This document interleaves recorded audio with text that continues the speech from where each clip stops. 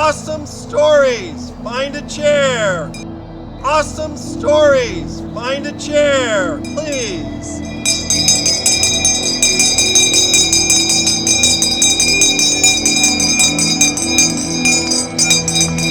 Three minutes.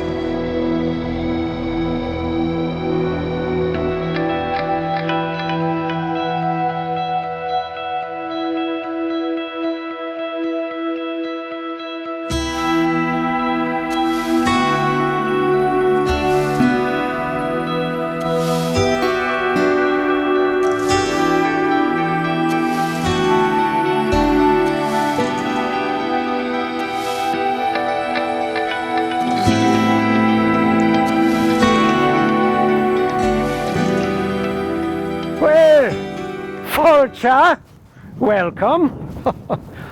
My name is John Blair, Placerville's genial Scotsman. Genial? Where now?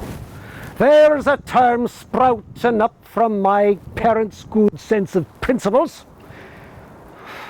Taking care of those around you, hard work, and in everything honesty and integrity. I was born in Paisley, Scotland, 1824. My father was a weaver. The weavers of Paisley led an insurrection 5,000 strong a few years before my birth, protesting the industrialists and aristocrat landlords, squeezing profit out of every man, woman and child.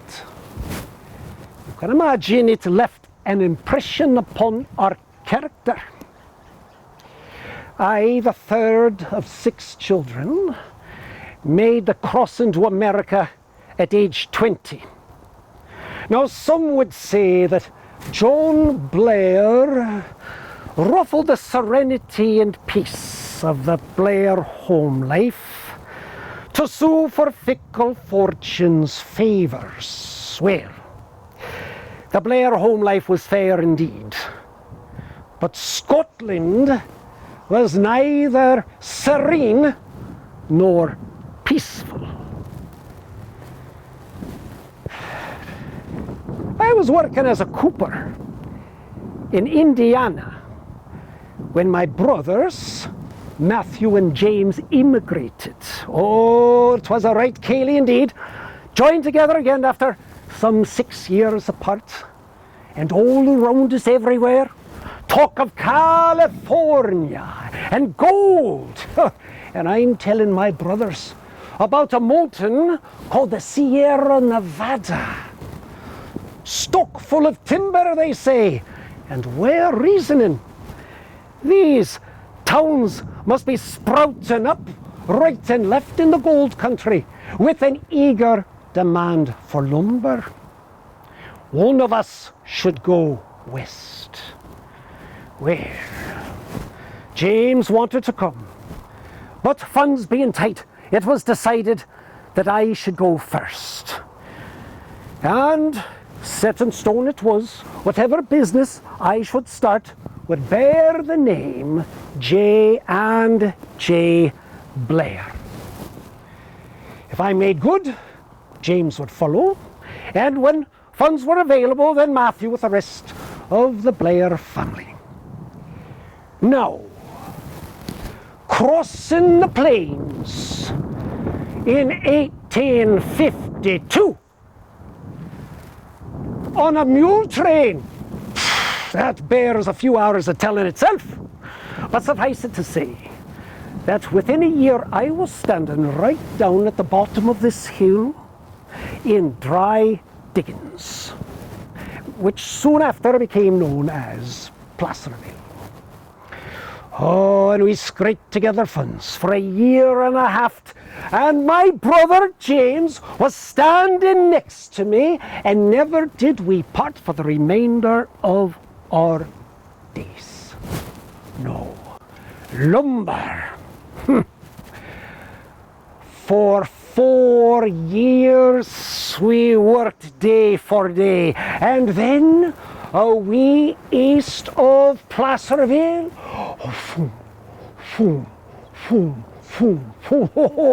we had in operation our first steam mill. Steam powered, enormous was the demand, our product superior and competitive our price.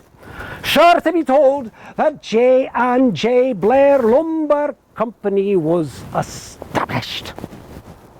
No, before the lumber, I'd been buying land.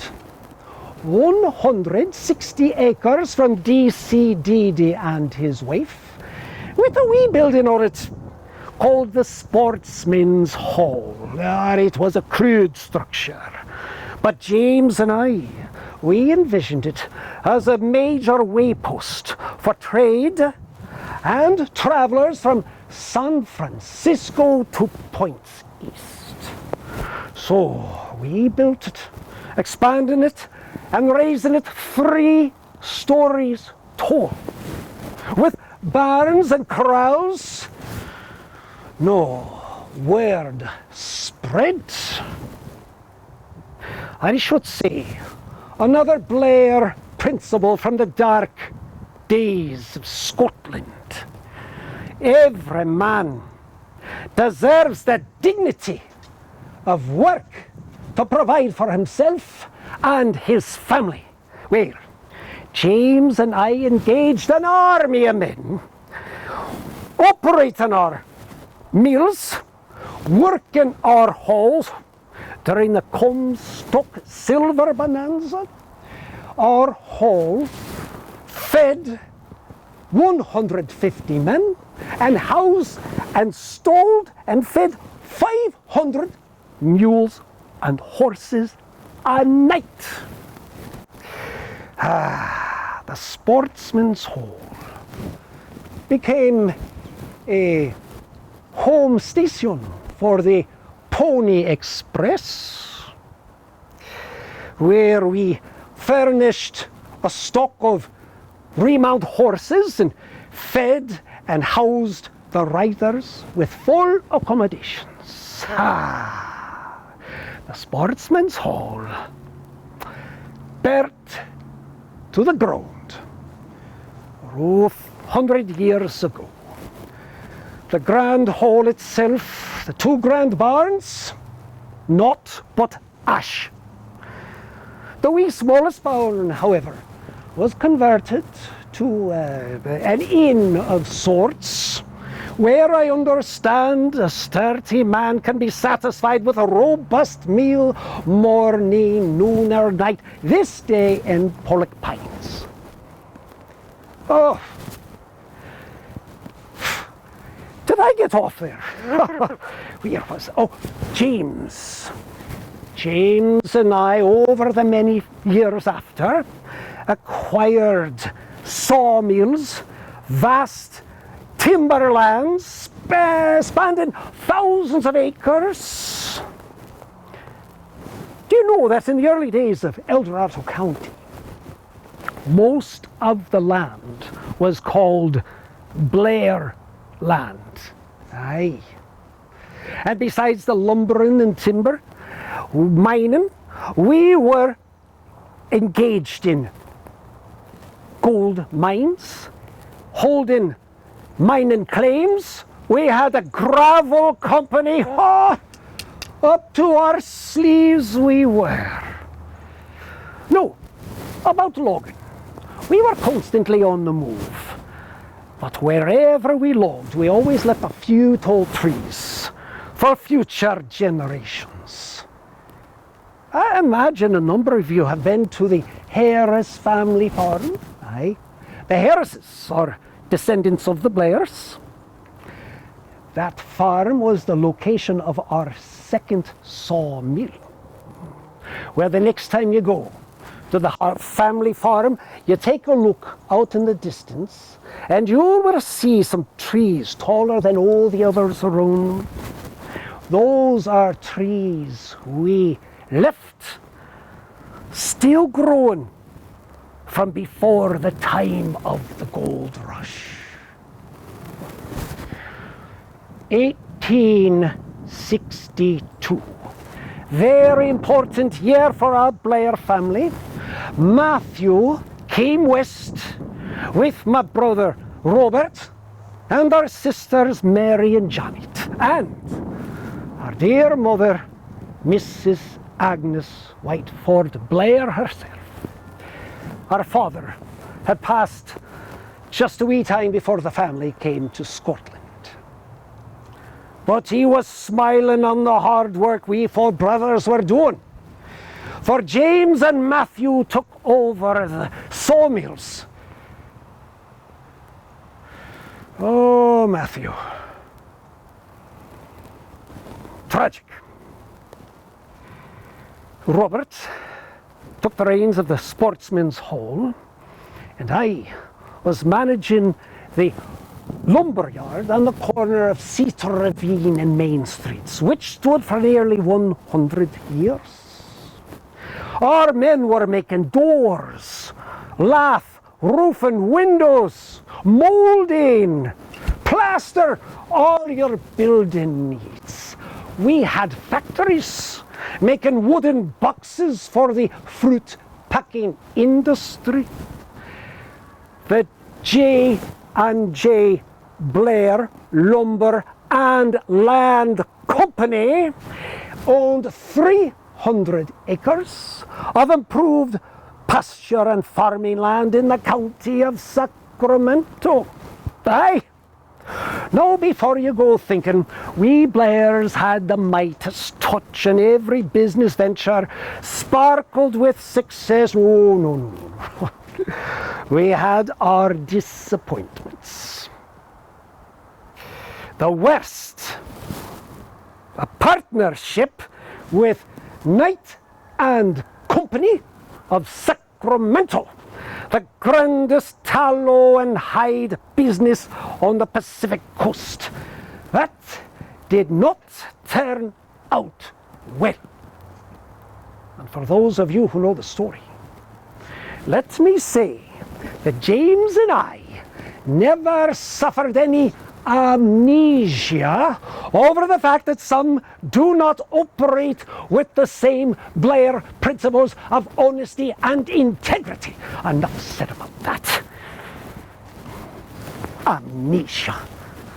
2 years of our prophecy left with. Oh, no. I bet you're wondering, with all my busyness, did I ever have time to marry? Well, indeed I did. When I was 36, living at the Sportsman's Hall, I married Miss Jane Robertson. And we were blessed with 6 children. James, 5 years later, married Miss Amanda Schooley, and they too had 6 children.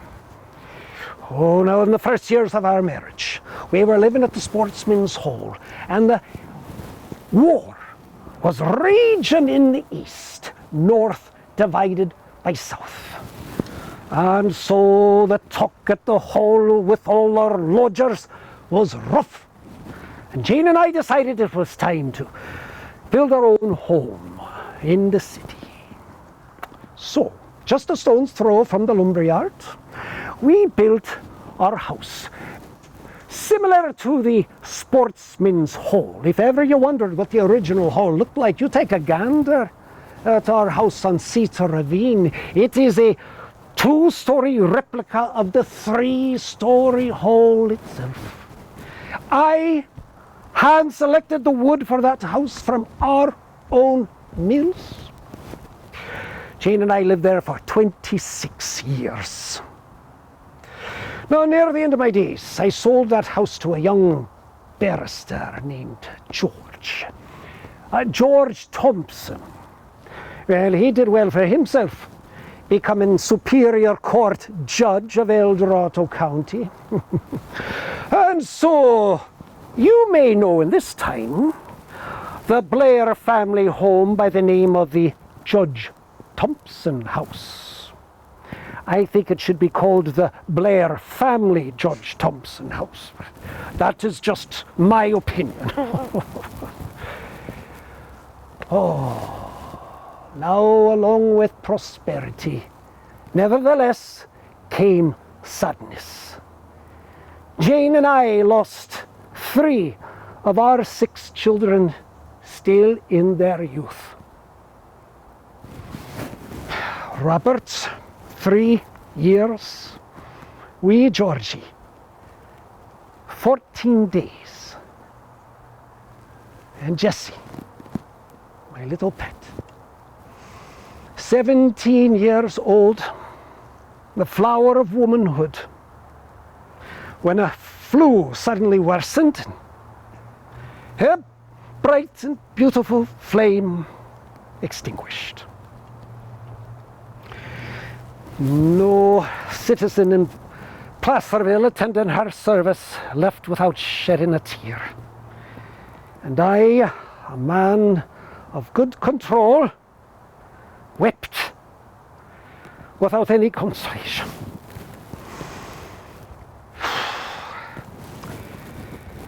Then we lost our older daughter, Aggie, 31 years, married, living in Sacramento. Another terrible blow. Matthew, tragic. My wife Jane, 37 years we were married, when she succumbed to a long and painful illness. And then 5 years later, dear James, unexpected. His heart stopped. I could bear grief no longer. James was more than my brother, my business partner. He was my one, my best friend in all this world. My health rapidly declined after his passing. His ever-presence always at my side. I followed James on March 12th, 1907. 83 years I'd lived. That's enough. But I do want to say how proud I am of my Blair family. I dare say my youngest daughter, Mabel Blair Birdsall, I've seen walking these very grounds this day. And in the air, my son John,